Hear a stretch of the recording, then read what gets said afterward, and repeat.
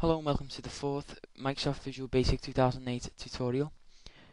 I will be teaching you about if statements, labels and text boxes, but this is mainly if statements, but we're just going to combine it together. Okay, so go ahead and create a new project. We'll name it if statements. And then, okay, so I'll just explain it briefly. An if statement is, first you have the if statement, and then you could say if the ball is red, then message box the ball is red. If the ball is blue, message box the ball is blue, etc. It's just the logic part of Visual Basic, and it's quite easy to understand, and it's going to help you a lot in programming.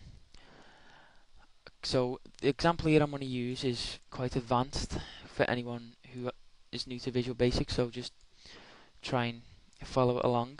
You're going to add a label and then a text box from the toolbox, and then we're also going to add a button. Okay, to start off, we're going to set the button text as execute. First of all, I'm going to show you how to change the text for label, and then I'm going to show you how to do it using the if statement. So double click the execute button, and you have button one.click, button one.click, which you already know what that is. And then once you click that button, you're going to type label one.text equals I am a VB Pro now.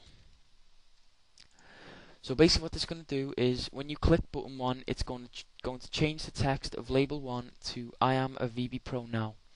Let's test that out. So we'll click execute, and this label changes to I am a VB Pro now.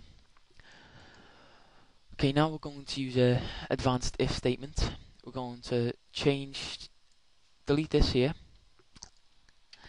and if that didn't work, just watch it over again, and there might be an error in your syntax, or you might have, spelled something wrong. But now we're going to change it using the if statement. Now, to start off if statement, you simply type if. That's going to tell the application that you're going to use the if statement.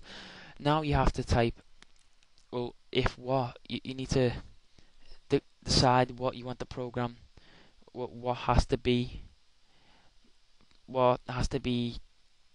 positive for the program to execute the code. So we'll do if text box one.text equals hello, then, and what this basically doing is it's saying if the text inside text box 1 equals hello, then, and then in the next line, well, in between the next few lines, you're going to type the code you want to execute. So you're going to put label one.text equals world. Let's just go over that again. It's saying if the text of text box 1 is equivalent to hello, then it's going to change the value of label 1, the text in label 1, to world, and then end the if statement. So this is text box 1 and this is label 1. So first of all, we're going to play this, and so we have our if statements in place. So if we click execute, see, nothing happens, and if we type hello, it's going to change label 1 to world. That's because the if statement said if the text inside text box 1 is hello, then label 1 text is going to become world. Now this may seem very pointless right now, but once you get really into coding, again, this is going to help you a lot. You just need to understand how this works, what you can use it for, and I'm going to be creating more advanced examples in later tutorials. So that's it.